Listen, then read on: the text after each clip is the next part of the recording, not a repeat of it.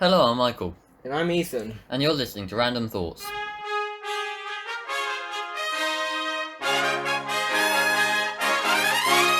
Welcome to episode 2. How are you, Ethan? I'm good. How are you, Michael?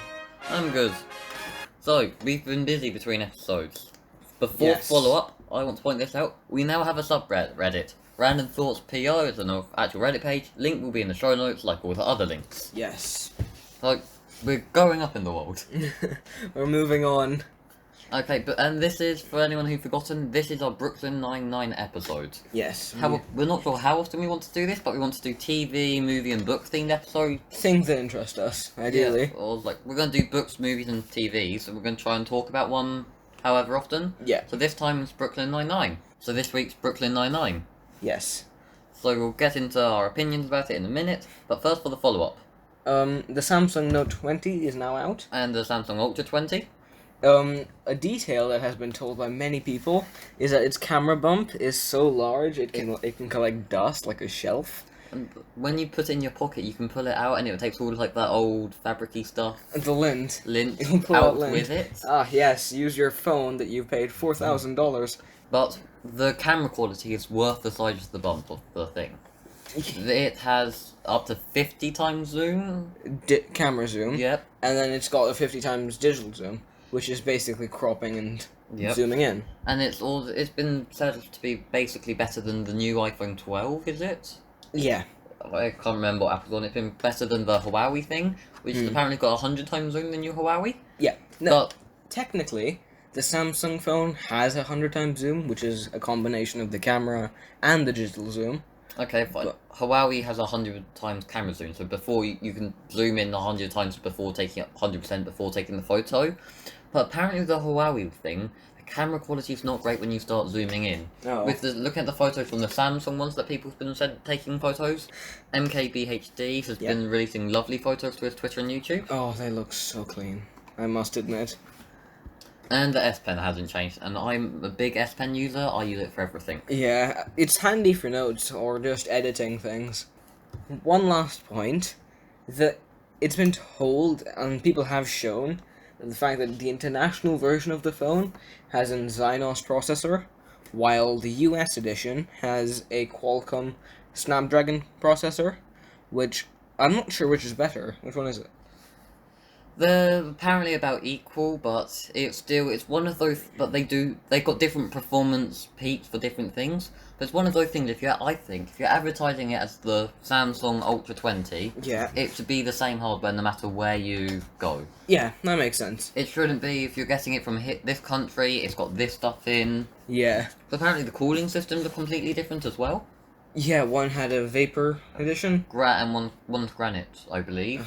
And apparently one cools so much better than the other, so why can you call them The same phone? model of phone. At the very least, if they allow you to customize it to your preference, to choose which one, that'll be kind of nice. Or do what actually I was about to say do what Nintendo did for their old DSs, which was they had the Nintendo DS original, it ended up being the Nintendo DS and then the Nintendo DS New, where every time they released a new one they called the old one old and then just replaced the new one to be called Nintendo DS New. That got really confusing when trying to buy games because none of them were backwards compatible. Okay, so I suppose time for our main episode. Does that complete our follow-up? Yeah, that's the end of follow-up. Now we're going to be talking about Brooklyn Nine-Nine. So it's an American sitcom. Talking about police work in Brooklyn and about the many shenanigans around their district and precinct, yeah. Doesn't really focus on the police work, it's an element of it. Yes, but they make it funny. The way I would describe it is to anyone who's seen Friends, it's sort of similar to that, just newer. So, what did we think about it? I had the thing with it, it was funny, but I couldn't get into it straight away. I had to watch 5 episodes before I started getting the humour. Yeah, I get what you mean. I was recommended this show by a friend of mine. She loved it. It was great from what she said. So I started watching, and it took an episode, but the first time you see it, it's not what you would expect. It's not what you expect a normal sitcom to be. You don't watch sitcoms. I've watched another one. the Space Force one on Netflix, so technically I watched 2. Haha. I think I win in this argument. It's one of those shows which is really... Once you get into it, it becomes incredibly funny. You love it. You have to get into it, but I don't think it's everyone's cup of tea. No. I've tried getting other people into it, and they just will not budge. I don't know why. I found this through Reddit. It was all over Reddit and it was all over Twitter. Yeah. And it was put as something like a must-watch TV show on Netflix. That's completely fair. I would agree with Netflix on this scenario. I only started watching it because I was quaranting. Ah, yes. Inside, reasons to do many things over the summer. Needed something to watch. So now this will now contain spoilers. Anyone who have any problems with spoilers, skip to the next episode, go watch an old episode, go watch one of my YouTube videos. Nothing but like a shameless plug. So, there's 2 main characters? Yeah. Well, main would be a bit of a stretch. They all talk and, like, have various subplots in each episode. So, most characters are in the entire episode. Normally. Sometimes they aren't. And those are the worst ones. There are a couple there are obviously main characters of the main squad, I guess you could say.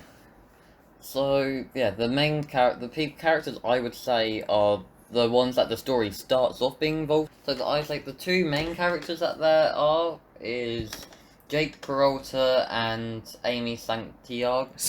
Yes. Santiago. And it starts, the whole Brooklyn Nine-Nine starts off with a stupid bet between them of who can catch the most amount of... The first episode was the beginning of this massive bet. What a way to start, in all honesty. And then this sort of betting to solve important problems. Yes. Normally you wouldn't bet around a murder, but in this case I guess you would. Who could catch the most amount of criminals in 1 year? Yeah. It was who could solve a crime first. So they have bets from just silly things of who might be getting a pay rise, or one of them was actually who's going to be filling in as deputy captain when he goes on holiday. Yeah. So it's all things that shouldn't be done through a stupid bet. But they do. But they are, which makes it quite enjoyable and humorous to follow along with. The fact that the first episode starts off on a hilarious bet amongst people just goes to show how the TV show was going to be done. And it sets the scene. Yeah. It's already started off into a little bit of a funny joke thing, and yet, that's what the main TV show is about. So from episode 1, it will raise your expectations or lower them. Yeah, your choice.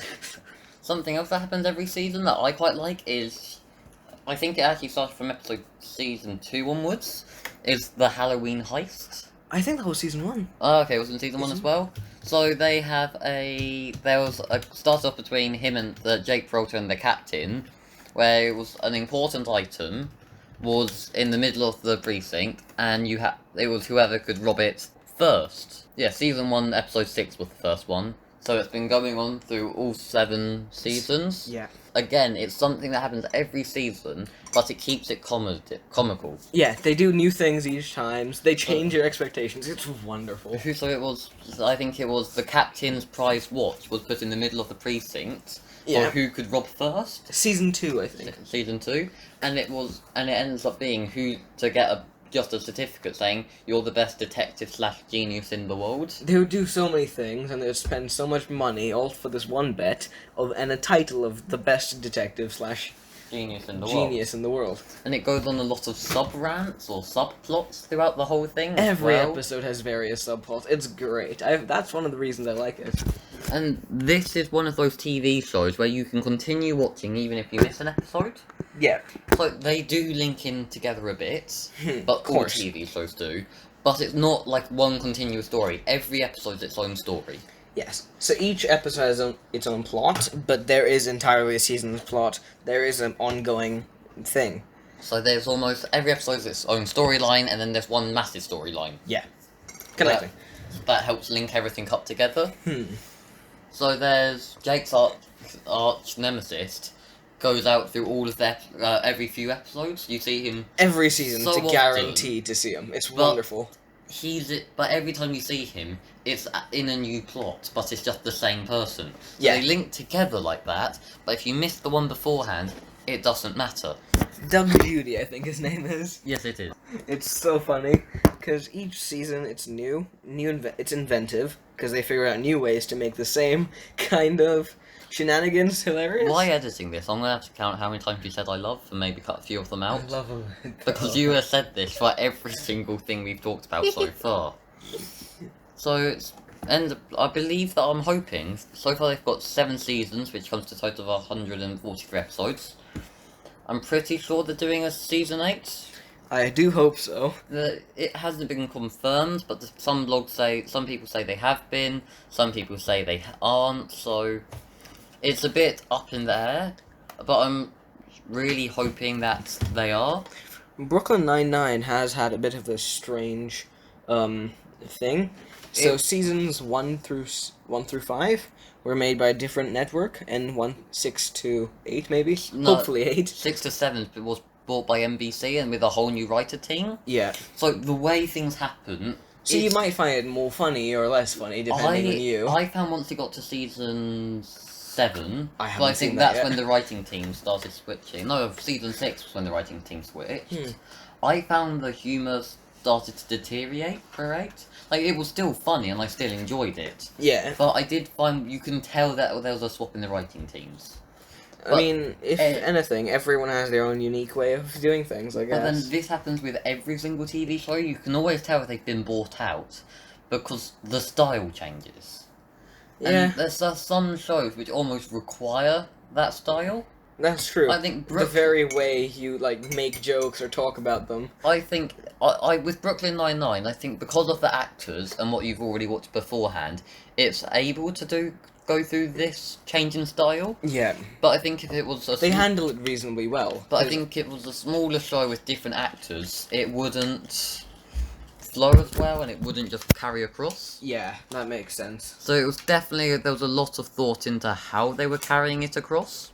The actor also made it seamless, because I actually didn't notice this as much until Michael pointed it out to me. There are loads of things, like once you hear it or see it, you can't unhear it and see it. Oh, that kind of stuff.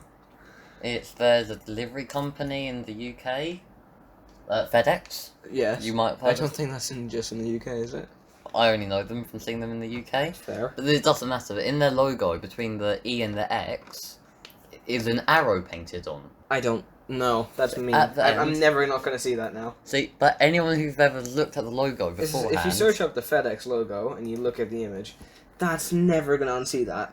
But you wouldn't notice that arrow in there. And it's just small things like that. It's in every one of them. But this sort of one of those things with the writing things. Once you notice the style changes, and you do notice it on your own, you end up not being able to go back to the old style as easily. Yeah, that makes sense. It ingrains itself into you. Anyway, so I think that sums up our Brooklyn Nine-Nine discussion. Do you have anything else to add first?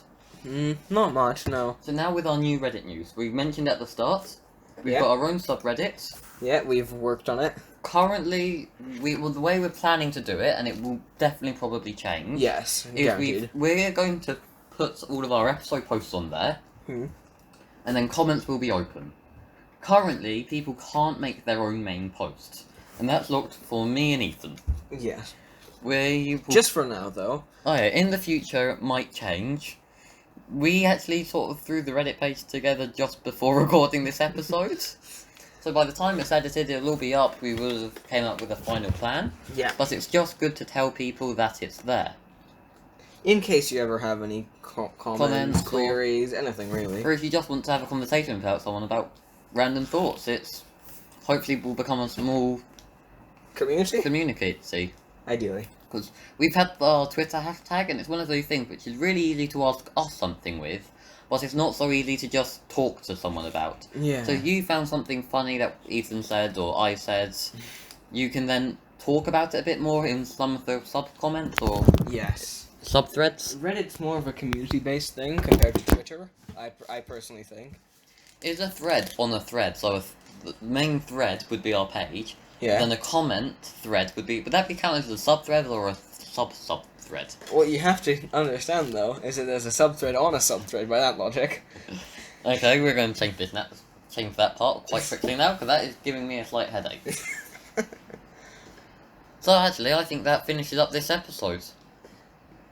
So you've just listened to episode 3 of The Random Thoughts. You can find me at Michael R.B. Parker on Twitter, and Michael Media Group at YouTube. And you can find me at Mr_E and Ethan on Twitter.